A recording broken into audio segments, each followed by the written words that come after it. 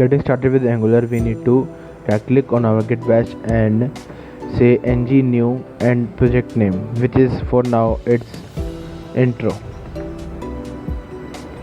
Now it will create the Angular project in just a moment. Now notice here the questions. It's asking that do we want routing? Currently it's no, because we are just introducing ourselves to Angular, so leave it that way. Now I'm choosing SCSS. You can choose any styling way. SCSS is just an advanced version of CSS, so you can choose either one of them or any one of them. I'm choosing SCSS. Going here and it will create the project. Now it is open. Now we simply need to type code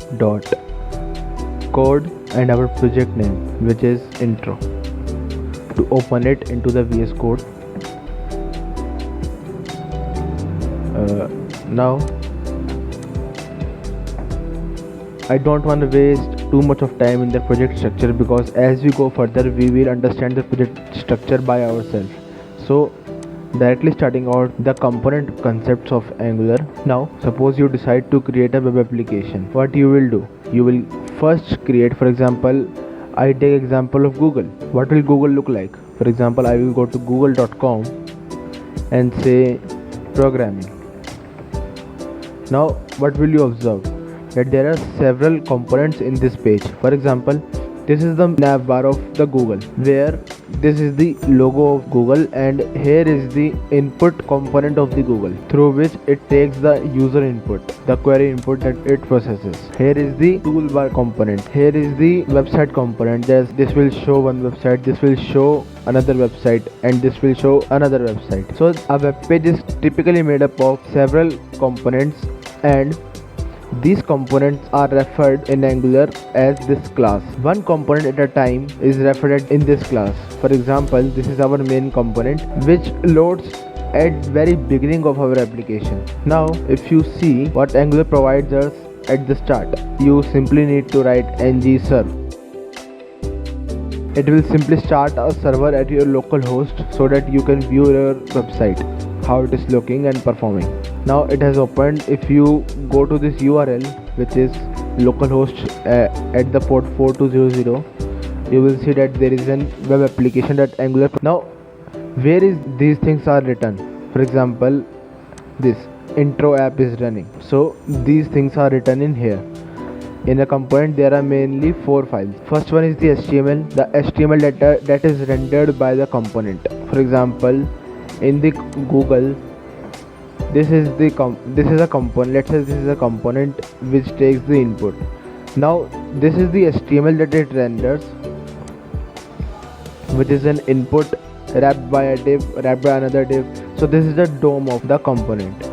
Similarly here, the DOM of the component is written here.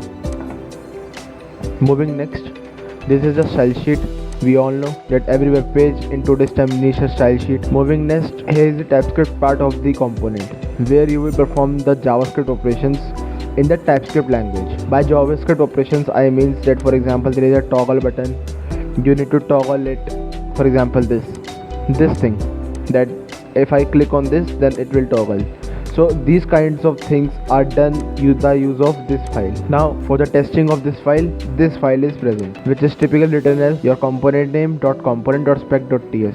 Specs stand for specs, or you can say specifications. So this is only a one component. Now if you look at Google, so there is not only one component, there are several other components as well. For example, this and this.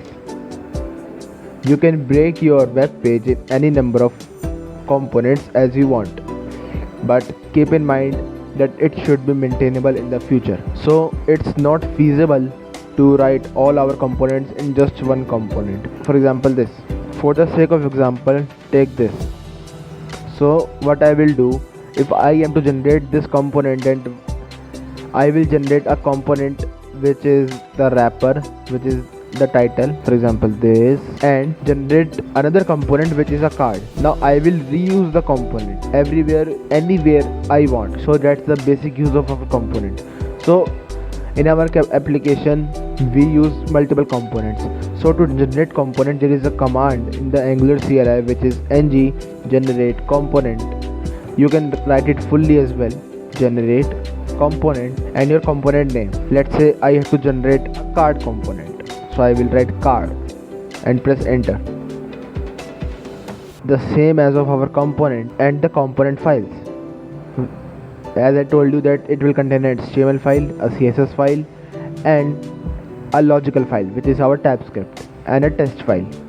So these are the typical files that every web page has, no matter whether you are using a framework or plain vanilla JavaScript. So this is the typical structure of our component. Now if I remove all of this and move to my card component, let's say this is my card, I will say dot card, and here I will write that card is my component. Now how will I render this component? For example, this div is a component in Angular. This is not a tag just like in HTML. This is a component. So how would I render this? So to decide what should I write inside these Angular brackets to render this component is here. We can see that selector. If we write this app card here instead of this div, that app card. Now if we go back to our Angular application, then we can see that our card is rendered here. To assure that it is rendered by our component reference, which is this, we can simply just right click on this component and see that this is our app root, this app.component, the root component that I showed to you before. Inside that we have rendered this, so it is rendered here, app card. Inside app card we can see that we have added a div which has a class of card. So here is the class, here is a div which has the class of card, and inside that we have written that card is my component, and here is written the same, card is my component. For example, if I change this, card is my, let's say I write favorite component, then we can see that it also changes here. So what we have learned is we can directly reference our components in another component, in which our component we want, we can render that. So this is the component power of the Angular. So to just child this card, let's say to child this card, I improve the hierarchy of this. For example, let's say this has a heading which is the card, and it also has a description.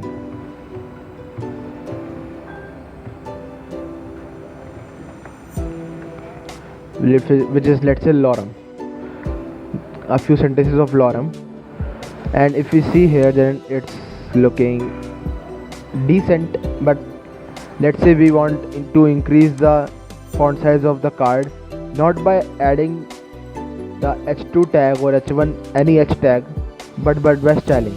So here we can add our styling. For example, inside the card component, mind my words, I am using SCSS, so I can nest the div. If you are using CSS, then you need to rewrite all of this. For example, I write dot heading inside this, but if you write it in CSS, then it is invalid. You have to write this in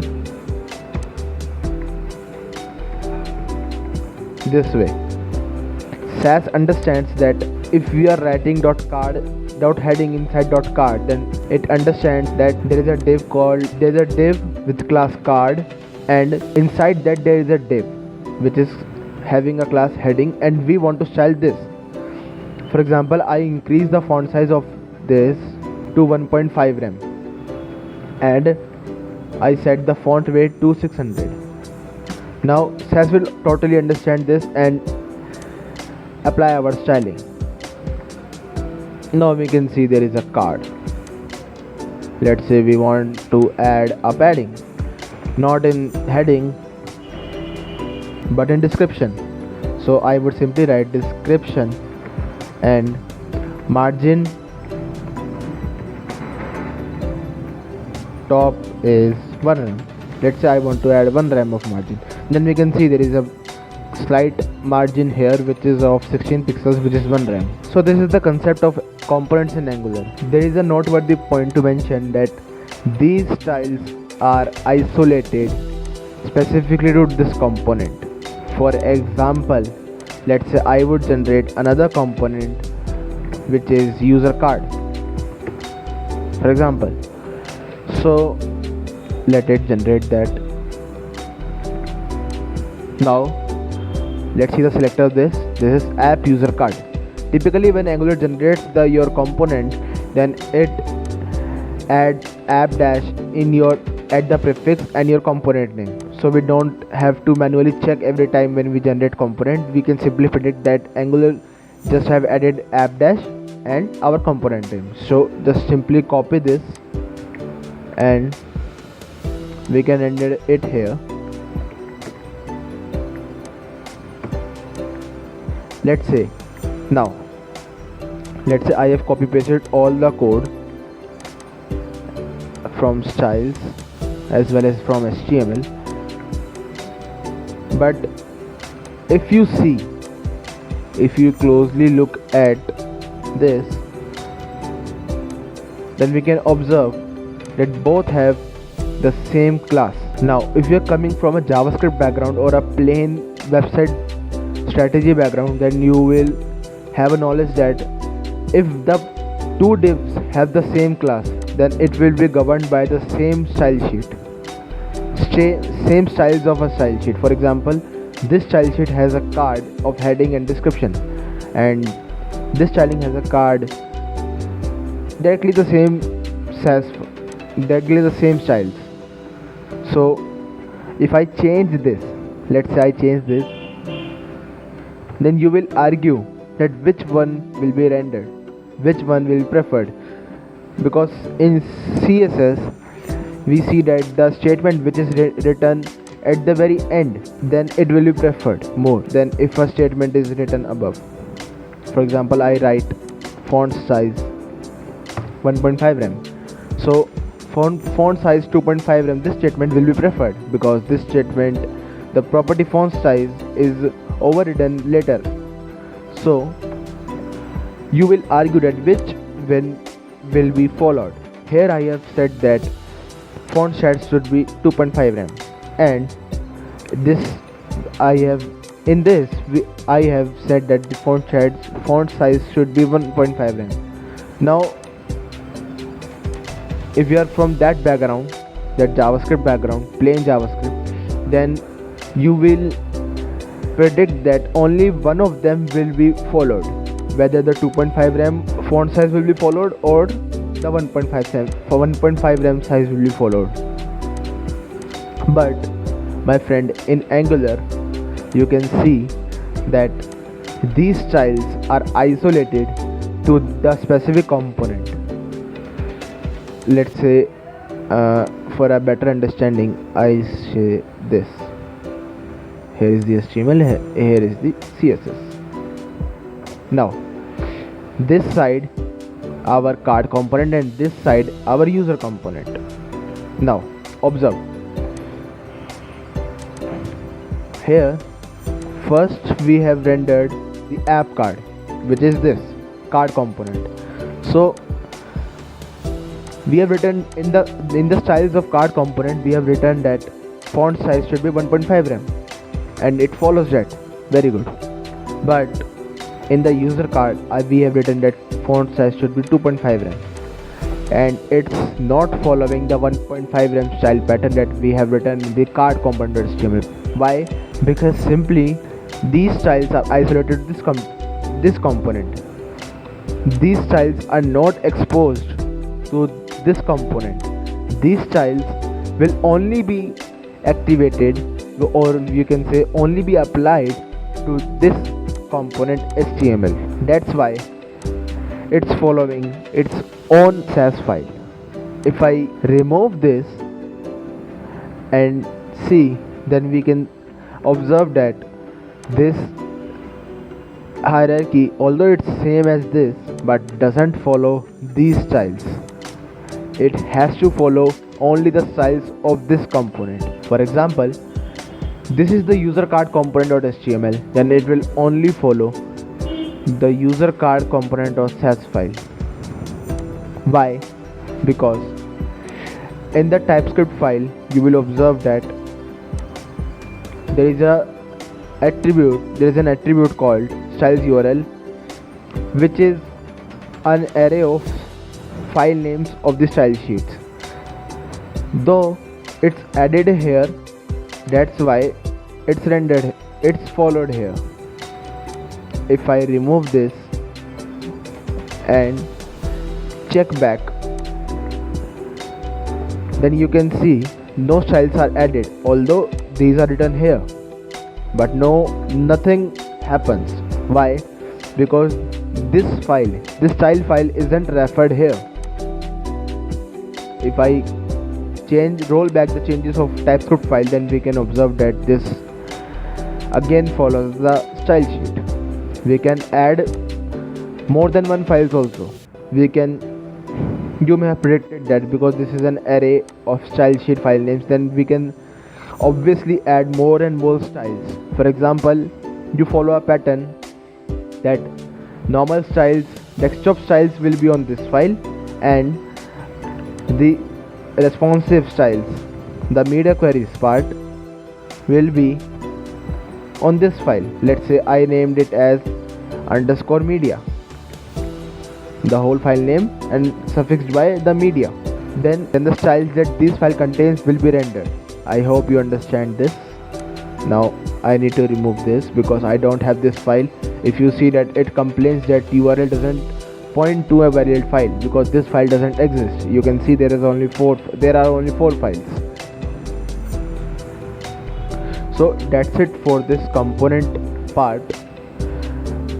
In the next episode, we will build an real-time application by using all these files except for the spec file because this file is meant for testing only. So have a good day.